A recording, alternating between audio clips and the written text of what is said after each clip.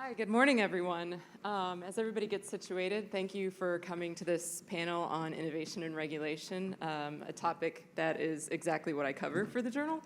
I just started in February, so bear with me. I've covered banking for 10 years, but fintech is still completely brand new to me. I am so excited to introduce a very diverse panel today. To keep it simple, I'll just have each person give a brief overview of what they do, who they work for, and then we'll launch into questions. Sure, Bruce Wallace. I'm with Silicon Valley Bank. I'm the Chief Digital Officer, and I'm responsible for our digital experience and all of our product development. I'm Patrick Pinchman. I guess I'm here from the regulatory perspective. I was a former Treasury Department official involved in standing up and leading the Financial Stability Oversight Council, which is a post-Dodd-Frank financial crisis agency in charge of getting all the regulators to coordinate to identify and respond to threats to financial stability. I am John Muller, Vice President Global Payments Policy at PayPal, which is sort of a bridge between legal and government relations for the company.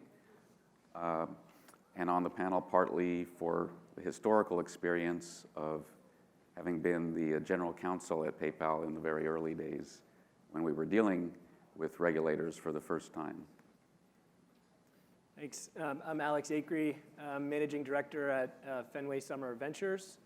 We're an early stage fintech venture capital firm where we invest primarily in seed and Series A companies across the fintech landscape and really try to support our portfolio, among other ways, by helping guide on legal and regulatory credit and capital markets issues that they're having.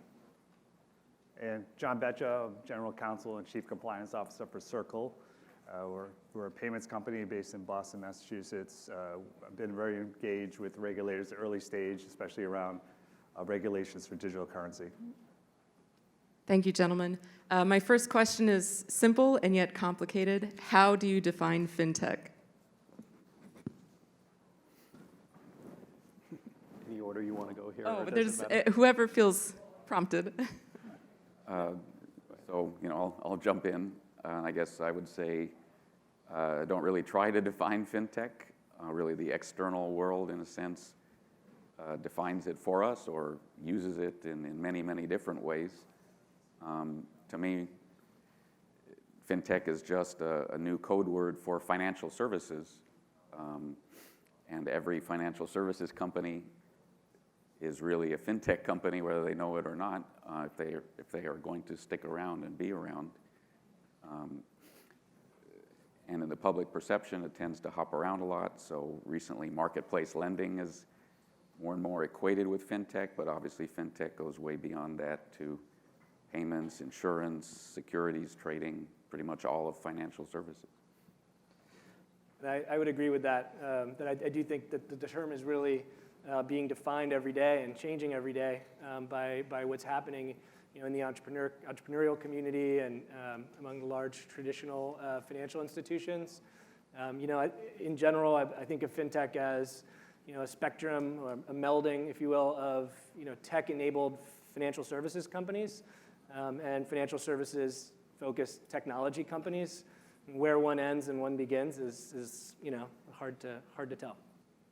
Yeah, I think fintech has evolved quite a bit, especially in recent years. I mean, you look at what happened post-financial crisis and the lack of trust in banks, the increased regulatory pressures that banks have been on. It's been very difficult to innovate within traditional financial services. So you combine that with the technology and the way people want to interact in general. People don't go into bank branches anymore. They use their mobile phones or they use the internet. And so that convergence has really created this whole wave of new types of companies and new ways of doing things. And it's been an exciting development. It's really, I think, we've seen a lot in the past 5 to 10 years, and it's really going to continue to grow. And when you look at fintech, it's really the ability to offer these products and services in a better way. And so meeting the needs of consumers, being able to, especially you look at the payment space, and what are the problems and what are the use cases? It's the ability to make payments quicker, safer, more secure, at a lower cost. And so those types of things, not only in payments and lending across the board, have been an evolution. Patrick, did you have? Yeah, I guess for purposes of today's discussion and thinking of it in the context of the traditional financial services marketplace, I mean, the way I think about it is, fintech is the provision of financial services by technology-enabled financial firms, so non-traditional financial firms providing financial services through technology. I'm not sure if there's much to add there other than I think that there is a stark contrast from my perspective with respect to the incumbents and fintech innovators, and that is they're trying to drive everything through a new digital channel that the incumbents have been kind of late to the game to do. I think that's one of the stark contrasts. And in addition to all the products and services everyone just mentioned, I think one of the major differences with what fintech innovators are trying to do is they're trying to get back to the spirit of what financial services is about, and that is helping people and businesses be successful with their finances, as opposed to just finding a new revenue stream. They're really focused on what value add am I going to provide to a business or a consumer that they're not getting from the incumbents today. As you all know, there are a lot of federal and state financial regulators out there. So I'm curious, who do you guys most often deal with, and what have those interactions been like? I'll go ahead and start. So we're regulated by the Federal Reserve and also the California state regulator. But we deal with the SEC, we deal with the FDIC, we deal with a lot of different regulators. In terms of how we navigate that, nobody knows how to do that, just to be clear. I'm with a much smaller financial institution than the large banks, but the large banks employ armies of people in their legal and compliance teams and their regulatory relation teams to figure out how to navigate DC, and most of them use external firms in DC to help them navigate. So I know we're going to get to the heart, that is the heart of the question on what are we going to do about it, because what exists today is a totally unsustainable model. And then I'll hand it over to Patrick to take it from there. Well, I'll pass on this question because I assume my interactions with regulators are different than you also. We'll get back to you. Yeah, so of course, from the PayPal's perspective, it's just somewhat of a historical accident that payments is primarily regulated at the state level. So still today, I'd say, most of our interaction is with our now 48 state regulators, soon to be 50, because South Carolina and New Mexico have both finally also passed their state licensing laws. But certainly the CFPB at the federal level is now, of course, a huge player for us to work with. And then FinCEN, the anti-money laundering and counter-terrorist financing regulator, is certainly equally important for payments business specifically. So I'd say those are our main points of interaction. I think, so our portfolio companies are, spread across a, wide range of the financial services landscape, and so as a consequence, touch on, all of the above, But I mean, in general, because of the nature of early stage fintech companies, most of the direct contact is with the state, state regulatory side, whether on the payment side or on the lending side. But I think an important element and an important topic that I think will obviously come up in focus in this afternoon's panel, but was already touched on in the earlier panel, are the indirect relationships between fintech companies and the federal banking regulators through their bank partnerships. And I think we actually end up spending quite a bit of time counseling our early stage companies on how to manage that indirect relationship, because it really is so important. I would say too, though, to Bruce's point, I would agree that it's extraordinarily complicated. It's far from ideal, the current situation, in terms of the different regulators involved. What has been gratifying, I think, from my standpoint, is to see each of the regulatory agencies has you can see a cadre of folks at those agencies that are really kind of the early adopters and thinking through these issues, and it's great to see that those folks are emerging and that there's more natural and straightforward points of contact. And so at Circle, we're a consumer payments company, so we're similar to PayPal in the fact that we're a money transmitter. We're subject to regulation by the 50 states. And on top of that, we also have Bitcoin and blockchain services, so we have additional regulations where there are, such as in New York with the BIT license. And so, really in terms of engagement with the states, there's been a lot of work that's been done, in terms of both the licensing and now the ongoing oversight and supervision. And it's challenging because there's different levels of understanding of the business. There's just different levels of expertise within the agencies. There is some credit to groups like the Conference of State Bank Supervisors who are attempting to get consistency across the board and make this a little more uniform. But it's not an easy process. And on top of that, as Alex pointed out, we have the indirect relationships with our bank partners, which are really critical. So we do spend a lot of time with the banking regulators. We spend a lot of time with FinCEN as well, because obviously for this type of business, one of the biggest risks we face are financial crimes and the AML risks. And so, and that's just in the US. And we're also looking to become a global company, so we spend a lot of time. We're actually licensed as an e-money institution through the FCA and have passported throughout Europe. And basically in every jurisdiction that we want to go into as a money transmitter, we're seeking new licenses across the board. And as a global company, that provides a lot of challenges. And again, I think it comes down to education in terms of engagement, understanding of what the business model and what the risks are. And so in terms of both us from a compliance standpoint, we focus on a risk-based approach, and we would hope that the regulators would take a similar approach when they're looking at regulating these types of new and emerging industries. Patrick, since you have the regulatory background, I wanted to flip it back to you to say how can fintech firms navigate the regulatory landscape? Do you have any tips?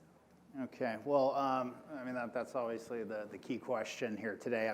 I think I think we should probably level set on the regulatory environment. I don't think anyone up here, and certainly in DC or California, would sort of point to our regulatory, sort of the patchwork of different regulators and say this is the perfect way to regulate financial services.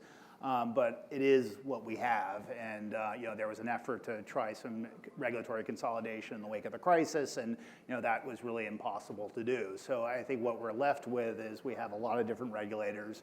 There, of course, is some overlap. Certain regulators have different perspectives. Some are focused on the solvency of financial institutions. Some are focused on consumer protection, and some are focused on financial stability. And those are kind of three areas that really don't necessarily mesh with the traditional technology type startup environment. And then, of course, you have on top of that, in terms of fintech, you have a wide range of different types of companies, whether it's the payments, traditional credit, savings, or the blockchain, and all of those are kind of different sectors, different animals with different sort of needs in terms of what they want from the regulator side. And so I think when you think about the regulators and fintech, there's sort of a range of different interactions, and I think on the one hand, at one end of the spectrum, you could have a heavy-handed approach, very restrictive, much like the approach on sort of maybe traditional financial services, or on the other end of the spectrum, and you see this in other countries, is helping foster fintech, foster innovation. And I think where we are right now, currently in the U.S., it's somewhere in the middle of that. There's a kind of a wait-and-see approach, but there's also a recognition, and I think this is increasingly so, that innovation is absolutely important. A lot of the fintech innovation is needed in the financial system, whether it's expanding access to financial services, whether it's increasing competition and transparency. These are all good things. But of course, they're areas, and these are new innovations, these are new products, these are new companies, and there's a lot to learn. And I think what I'm hearing in the regulatory space, and obviously, hearing in the industry space too, is the need for more dialogue, the need to sort of understand what industry needs from the regulators, because again, each company is different, each subsector is different. And I think in order to have more of a constructive dialogue, I think there needs to be, hearing more from the industry, what would be helpful in specific subsectors, and then building from that. Is there an agency that seems to be more open to that dialogue than others, or not to have people call agencies out, but where do you go for help? Are you asking me? Or the whole panel, yeah. I think obviously the OCC now has kind of raised their hand and said they want to take the charge in terms of fintech, and I think it's, they're a little behind the curve, especially when you look at what's going on in Europe, and especially through the UK and the encouraging environment for fintech. I mean, just having gone through the process in the US and the UK, it's night and day. And so we're a little behind as far as the US in terms of that. But they've been very receptive, and it's unusual because it takes a crisis, or it takes, the government is usually reactive, right? And so you don't usually get new regulations or open arms in terms of anything new without a crisis or something happening. So it's been very encouraging. We'd love to see the other regulatory agencies follow suit and have similar type of working groups, but there are some type of coordination among the agencies. But it's always going to be a difficult regulatory environment. I mean, whether you're in traditional financial services or fintech. I mean, you look at what's going on right now with Wells Fargo and the other traditional banks. I mean, that's never going to change. So there's a lot of pressures there, and there's pressures. You think about it, if you look at it from the perspective of a regulator and what their missions are, is alluding to what Patrick mentioned. I mean, they all have different missions and things that they have to do, and it's a difficult environment for them to kind of pick up the torch and run with this. But I think that the dialogue is ongoing, and I think we've had some success stories. I think, in terms of, you look at New York and the BIT license, it was an interesting process, but I think the best part was it was a process in terms of they worked with the industry, they reached out, there were changes made, it was a process, and I think that's the way you need to do that. Same thing with here in California. There was some legislation on Bitcoin and the blockchain, and the DBO was very involved, and they were outreach to the industry. They wanted to know more, and they've taken a slow approach to it and really understanding, because it's difficult. The technology is moving so fast, and there are risks, but you don't want to just shoot first and ask questions later. So what I'd just add to this, and I'm going to go a little bit out on a limb here, is I think what we're trying to do is retrofit new technology and emergent changes on very old, antiquated agencies and regulations. And this isn't the best analog in the world, but I think about it's like taking a 64 Pontiac and trying to drop a Tesla engine inside of it, right? It's just really difficult to do. And maybe the OCC, to John's point, is going to get there in terms of forming a new body, but I personally think that's what's necessary here. And it's not unprecedented. We just did it with the CFPB, where we stood up a whole new agency to do some new regulation. And I think if the idea is going to be, we're going to figure out with all of the different agencies, the 200,000 pages plus of existing regulation, how to retrofit it for what's going on today, knowing that what's going to happen tomorrow is different than what's happening today. I think it's going to be this endless cycle that we're never going to get where we need to be. And somebody mentioned about there needs to be more dialogue. I agree with that. But I think this is the 5th panel I've been on this year on this same subject. And there is a lot of dialogue going on, but I think that there is inherently a fundamental issue, and that is, if we're going to try to retrofit the current agencies and the current regulations for what's happening in fintech, I'm not sure we're ever going to get there. So hopefully the direction, to John's point, with the OCC will be to stand up a new regulatory body specifically focused on this sector, because I think it's desperately needed. And I think the other aspect of it too, stating the obvious, is the regulation today is designed to be a one-size-fits-all model for the most part. And that just doesn't work for this community. For this community, it needs to be much more threshold-based. It needs to be more focused on the size and the true exposure of fintech companies from the very early stage through the growth stage. And so again, I don't know how we do that with the current regulation as opposed to standing up something new that could be built from the ground up, the same way fintech companies and startups build things from the ground up. If we told fintech companies they had to use bank technology to build their products, they wouldn't be able to do it.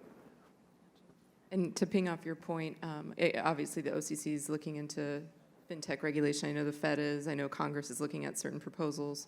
And those usually take, on a good day, 6 months, at least a year, 2 years or more. So in the meantime, what can fintech companies do? I mean, you guys see the challenges out there. How do you get around that or work through it? Can you give me some examples?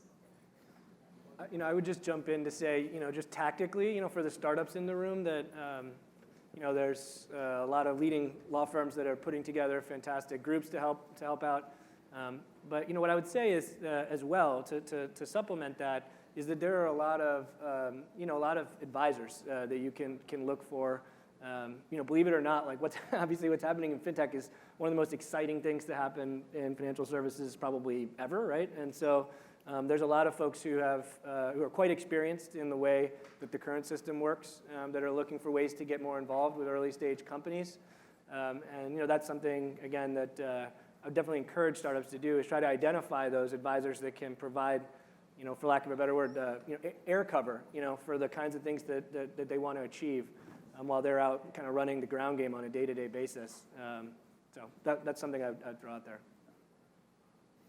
I mean, I guess one thing I would add on top of that, I mean, as difficult as the regulatory environment is, I think it's very important to point out sort of, the political overlay on that.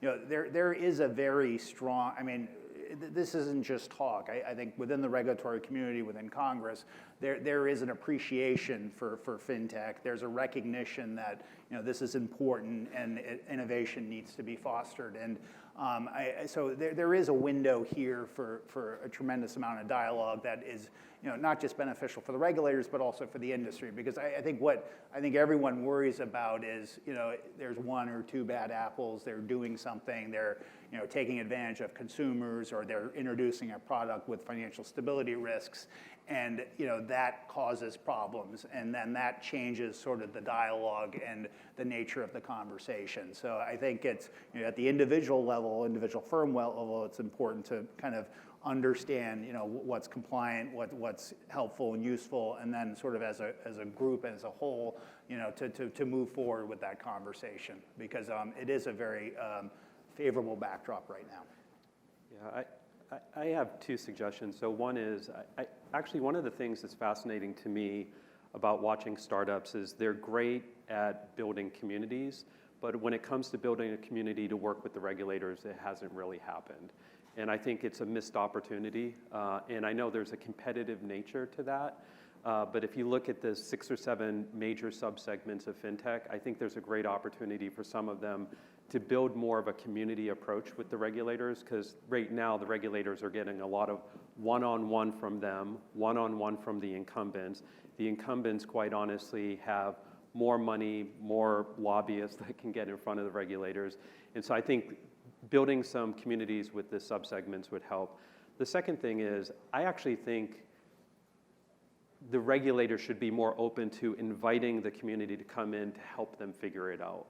I think they're listening, and to Patrick's point earlier, or I think it was John, I absolutely think that to applaud the regulators on, they're listening, they know they need to do something. There's a lot of goodwill there, but I think they're struggling with how to figure it out. And I would invite the fintech community themselves to come in and kind of help them figure it out. Build a few work groups within DC.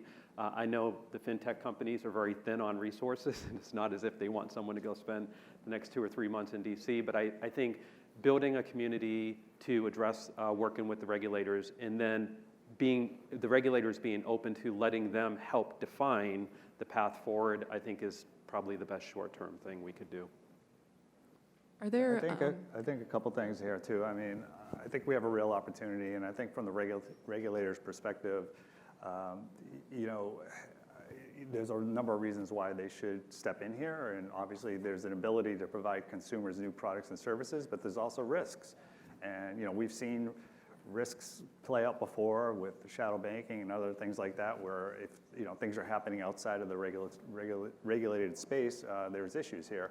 So I think it's important that we have dialogue, but to Bruce's point, I think at some point you do need to take some action, and I think we need transparency and things like a regulatory sandbox where we have innovation within a regulated space, within a kind of a safe type of space where we can learn and we can iterate on. From the industry's perspective, though, I think it goes back to doing the right thing and really being focused on compliance. Having an understanding of what you need to do, even in an uncertain environment, even if the regulations are gray and we don't really know and have full clarity, we still know our own risks, and we still know that we need to put together a compliance program. And we've taken that approach, and at the end of the day, it's been a competitive advantage for us. So we've been able to get quality investors. We've been able to get strong bank partners in a difficult environment. And so I think it's really incumbent upon both sides to kind of develop best practices here as well. Yeah, and I think that's one of the important points, is that there is going to be ambiguity, even if you do, in many cases, even if you do reach out to the regulators and have the time to wait for a response. The response itself is not always going to be crystal clear. But one of the things that the technology industry as a whole is good at is dealing with risk and being able to move forward in the face of ambiguity. So at a certain point, you just have to bring it back to, I think, what Bruce said, and stand on what is the value you are creating. So that even if in hindsight later someone challenges what you've done, you can point to the benefits that you're creating. And that ultimately is what gives you the most protection in the face of ambiguity. I'd like to push those statements a little bit further. How do you balance having a robust compliance program while still taking enough risk to attract and retain investors and bring in consumers? How do you strike that balance? I mean, speaking from the investment side, it's almost embedded in the question is that there's a trade-off. But I think we've been fortunate enough to be a part of the Circle story, and to be able to find a management team that is at once both just so wildly ambitious in its vision and what it's trying to create, and at the same time, as or more committed to doing the right thing than almost any other company I can think of. Right, that combination is, I think, the recipe for truly outstanding success in this space. And I would actually, I would say that the focus on internal controls and doing the right thing is reinforcing of ultimately the kind of return perspective that an investor would be looking for. Yeah, I mean, we want our compliance people to think like business people and be entrepreneurs and want to build a business. Obviously, job one is to protect the brand, and we're, at the end of the day, we're risk management professionals, but we have to try to find a way.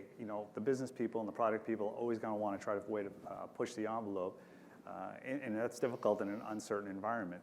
But one of the things also that we can do is to think about, building a compliance program in a more efficient manner. So really leveraging technology, doing it with a certain different way in terms of, the traditional bank FIU or AML program is to, you get this compliance system, it's out of the box, and it generates all these alerts, and they're pretty much useless. They don't really catch anybody, and then they just hire a lot of compliance people. Well, that's not really effective. We want to, have a solid risk-based program and technology that's a learning system.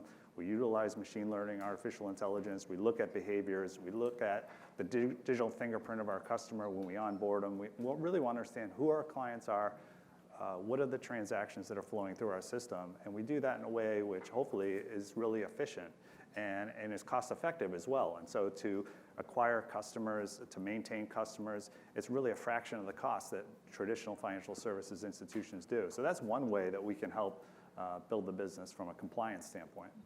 Yeah, the comment I would make here is I think this answer is actually more simple. We make it more complicated than it needs to be.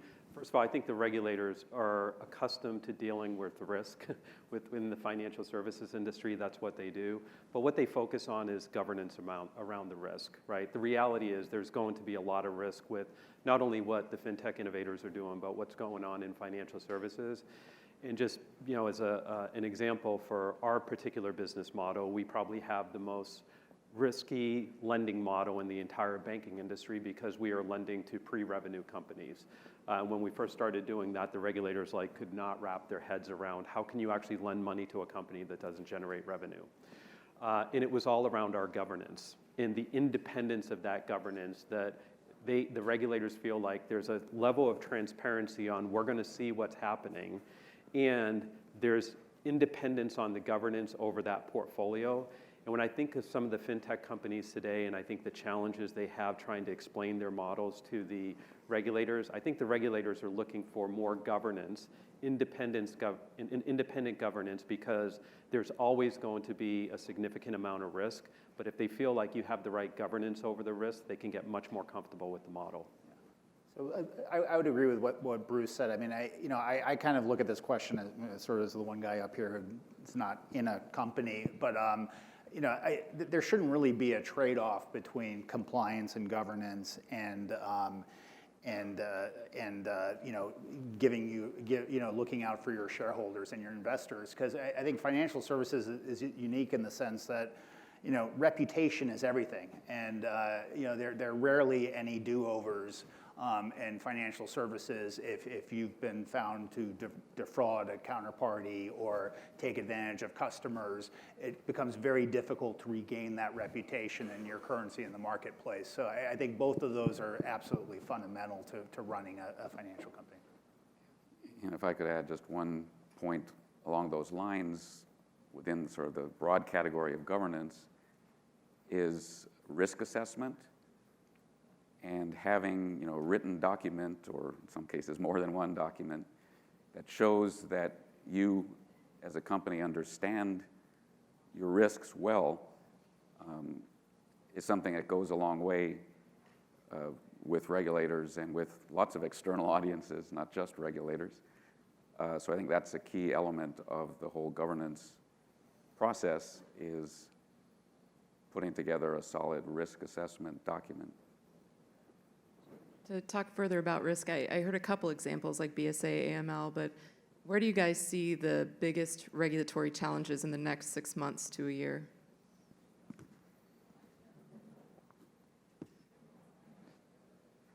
Sure. Go ahead, John. Yeah, Bruce. Yeah. I would just say probably the two, and they're pretty obvious. So somebody mentioned it earlier on a previous panel. I think right now the marketplace lending and P2P lending is going through a speed bump right now. And by the way, I characterize it as a speed bump because I think they're going to get past it. But I think that's obviously generating a lot of scrutiny right now and a lot of attention for good reason, because it has gone through some challenges. So I think that one is probably going to get the lion's share of attention with respect to possible new regulation around that. But I think the second thing is, from a risk perspective, I always think about it on business model risk versus risk of systemic failure of what you're doing. And I think that as long as there's going to be innovation, there's going to be business model risk. And in fact, if there isn't, then we're not really innovating. That's just the reality of it. I think it's the systemic failure and then who gets hurt through that systemic failure that the regulators care the most about from my perspective. And so when I think about what the short term needs to be is, what are you going to do in terms of your risk assessment? And John said it really well. I think that understanding your risk appetite is so critical with the regulators. And I think that sometimes it's not just the documentation, it's the attitude and it's the culture around risk management that you have to build in an organization to complement Circle. I think they've done an amazing job of that, and that's why they've got so far so fast, as they started on day one with a culture of risk management embedded into the DNA of their company. Yeah, I think the risks and the challenges on the regulatory side are going to continue to be, you're never going to go away. I mean, AML is really a huge risk, and there's a lot of regulatory pressure, and that's frankly where most of the regulations, we have a little more clarity there. Cybersecurity and security risks obviously are a huge area. You look at things like the New York DFS just came out with some regs. You have ongoing issues there. And that goes beyond these emerging payments. It bleeds into traditional financial services and beyond. The consumer protection risks, obviously we have a regulator in the CFPB, which is very active and efficient in terms of creating regulations and guidance and really protecting the consumer, which is important. And so those things have to be, when you're looking at it from a compliance standpoint and you're analyzing your new products and services, you really have to be aware of those and building, throughout the whole product life cycle of building a new service for your customers. And then the other things really are, kind of hopping onto what Bruce said, is really, you know, the products and services that you're offering, and the fact that you don't have regulatory certainty and clarity out there. And so, you know, really trying to take an approach and really trying to understand and really you can never eliminate all risk, but it's a risk mitigation exercise. And then finally, I think it's a challenging time to be a chief compliance officer. And so you see, I have two titles. I'm trying to get rid of one. Trying to get rid of the chief, because you have things. I think there's more and more pressure. We have the DFS, not to keep picking on them, but they've come out with some guidance on liability for AML officers, and so things like that. I mean, so there is a lot of pressures. Both on more on individuals as well as companies in these types of emerging spaces. And I guess one thing to add is, for companies that have international ambitions, which is probably pretty much any consumer-facing internet company, certainly European activity in the next 6 months to a year is probably more significant than U.S. activity, with the new data protection regulation, and in the payment space, the new payment service directive implementation, which has many open consultations that are either now open or about to be opened to implement the directive. And there is more and more international cross-pollination. So, for instance, guidance that comes out of Europe on security practices for financial services is likely to have some influence in the U.S. as well. So that's an area to watch. And then one other point is, we haven't talked about it, but certainly an influence, which thankfully is still mainly U.S., is the private class action bar. So we have to pay attention to what the class action plaintiffs' lawyers are doing.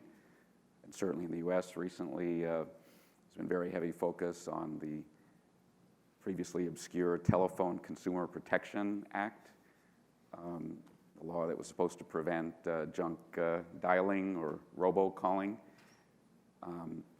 So we have to watch that space more for the class action bar than the regulators themselves, although there's some regulatory activity there also.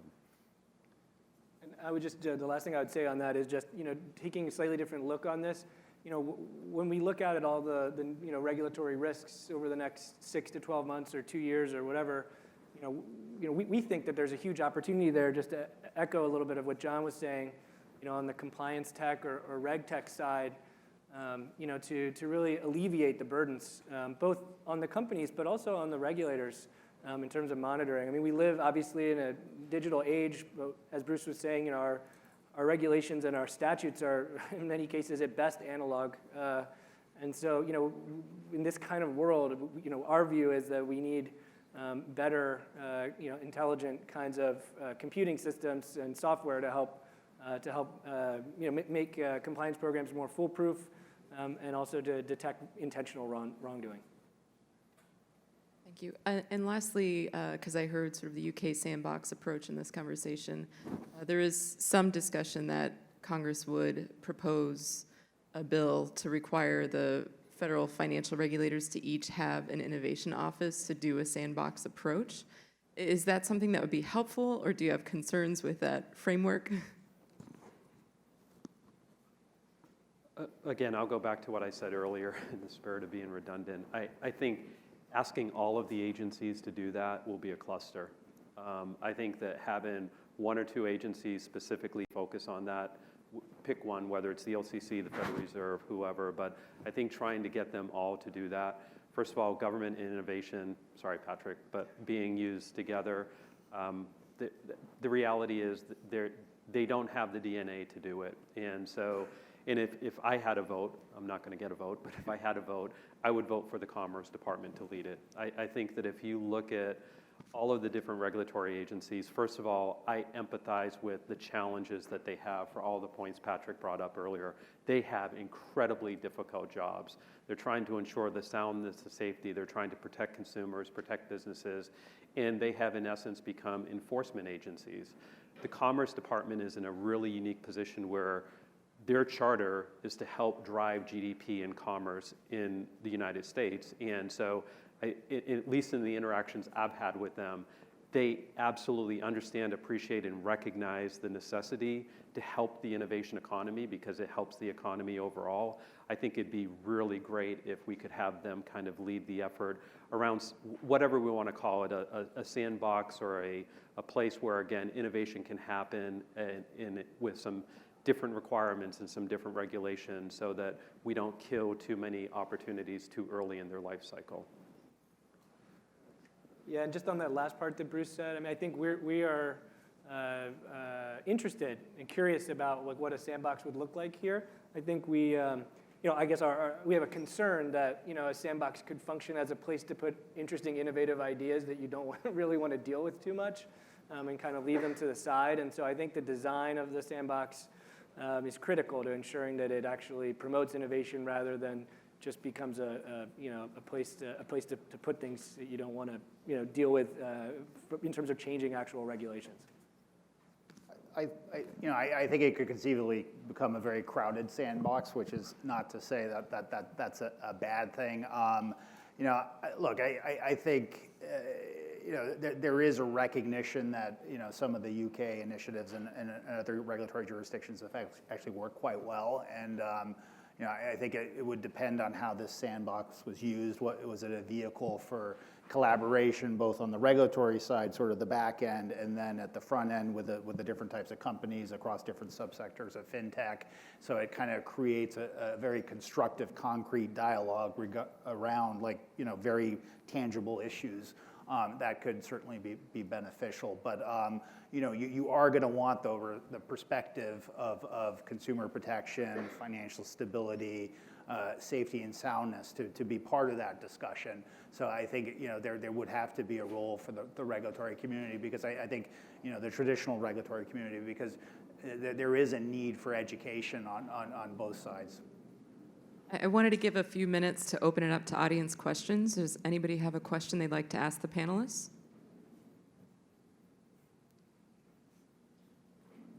Hi, this is just for John, because it's a specific question about your integration with Apple. Circle, obviously we kind of know the basics of what it takes to become a money transmitter, a licensed one. Apple, of course, has their own sort of regulatory thing, but what was the compliance level of effort required in integration like that, where you're already licensed and they're already licensed? What were some of the concerns, and what was that process like?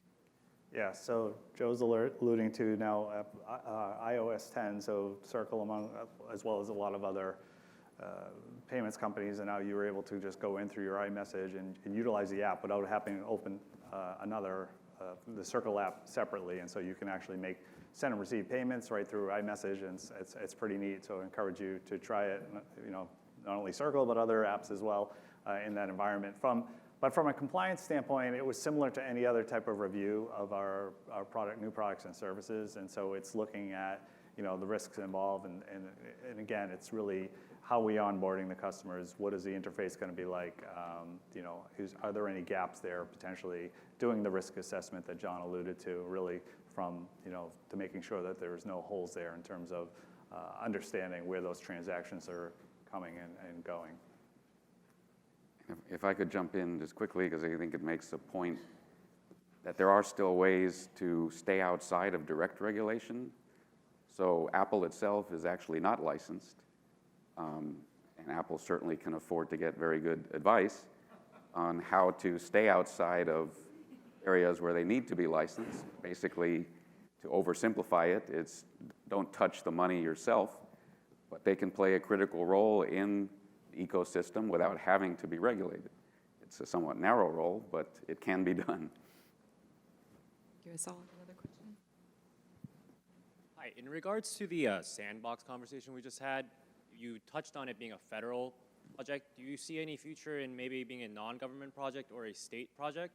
And if it is a state project, do you have any specific states that come to mind?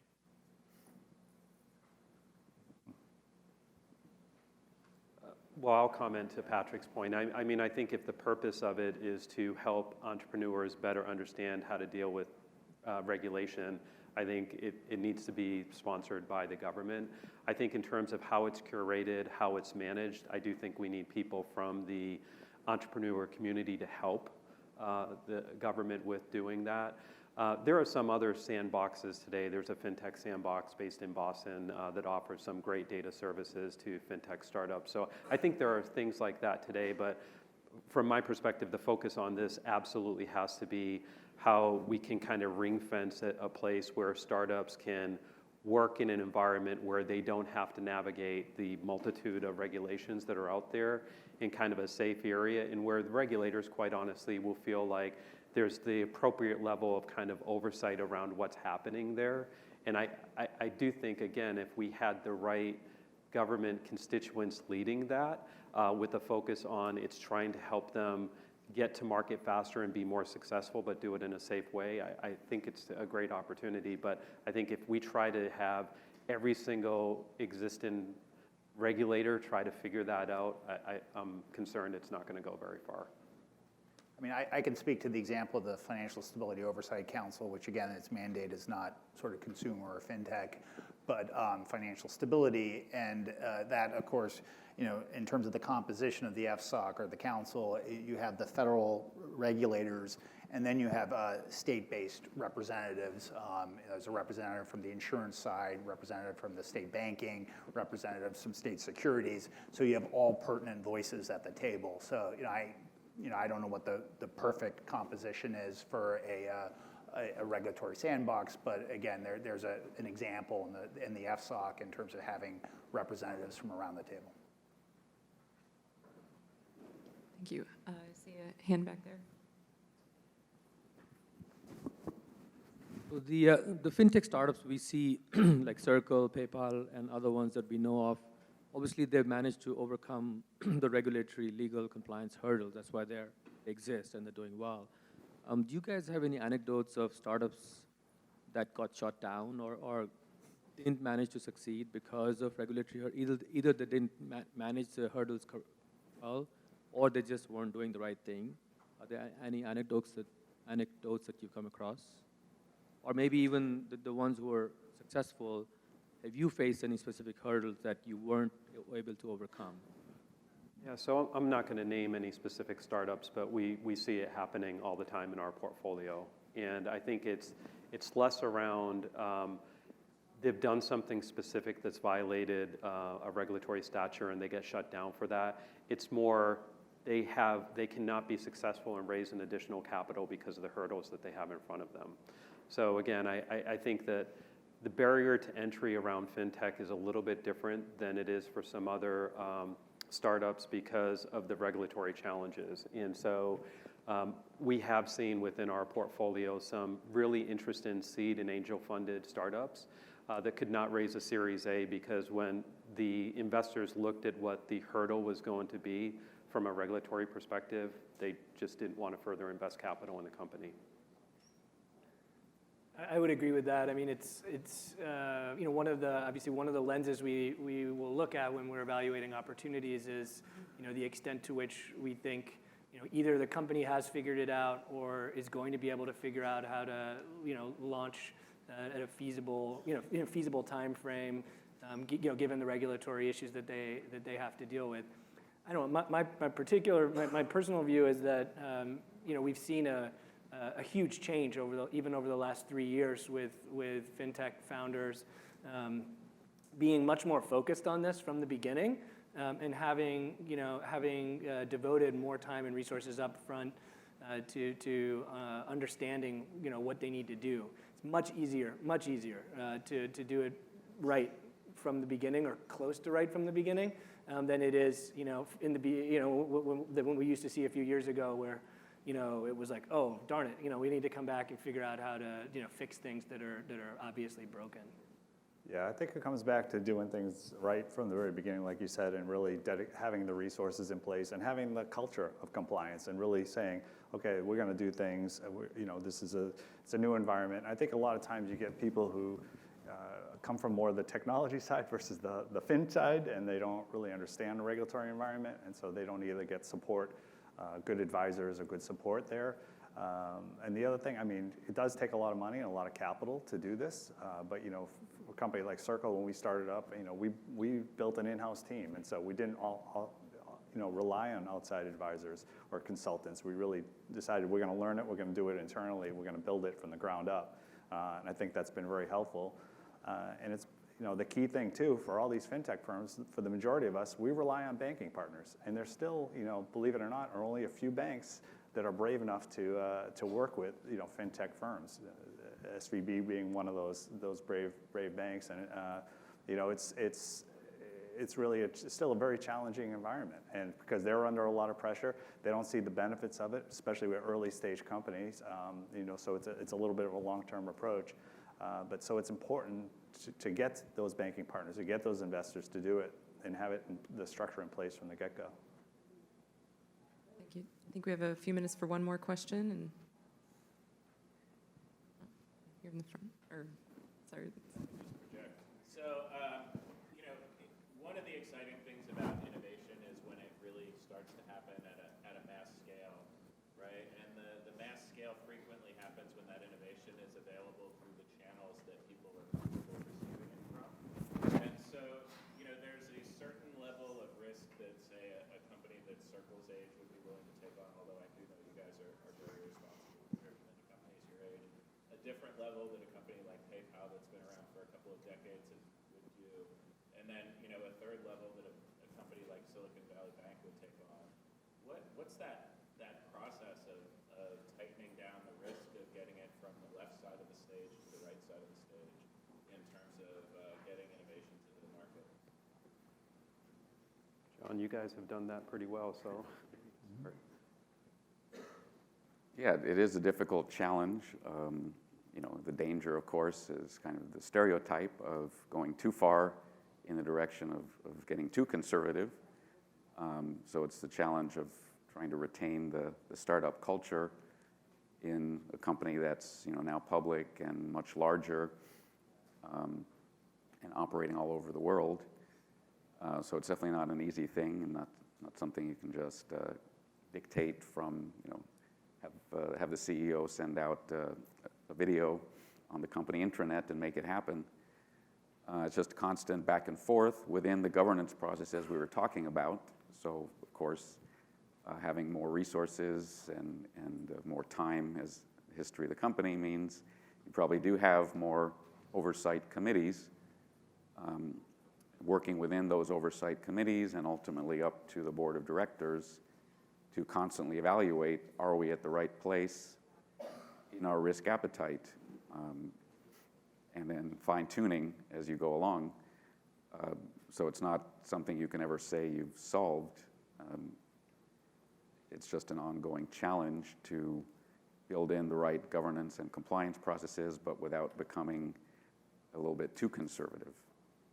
Yeah, I think it's a philosophy in really determining a risk appetite from the very beginning, and for everybody to be bought into it, whether it's the business folks, the management team, the board, and the compliance team. And inevitably, you're going to have decisions made where somebody in the room might not entirely be comfortable, whether it's, you know, the compliance person because it's a little riskier than you want, or the business person because you're not moving fast enough. But ultimately, to have a similar philosophy and understanding of, okay, this is, especially the stage of company we're in, you know, we want to do things responsibly, but we have to build a business, we have to scale, and so there has to be, you do have to take on some level of risk to do so. Yeah, and just to add on to John's point, I guess if I amalgamated all the fintech companies I've seen over the last 10 to 15 years together, there's like two critical things, and I think John was talking about it. One is the recognition at different life stages, you have to be structured differently. You know, how you structured when you were a startup to get to market quickly and get customers versus when you're going to go through the growth trajectory. You have to be structured differently, and you have to be able to blend industry professionals in with entrepreneurs, and I'm making that sound easy. That's really difficult to do. Again, this isn't an advertisement for Circle, but I think they've done an amazing job of doing that, of blending, keeping entrepreneurs and technologists and bringing in industry professionals to really help them figure out how to scale and grow.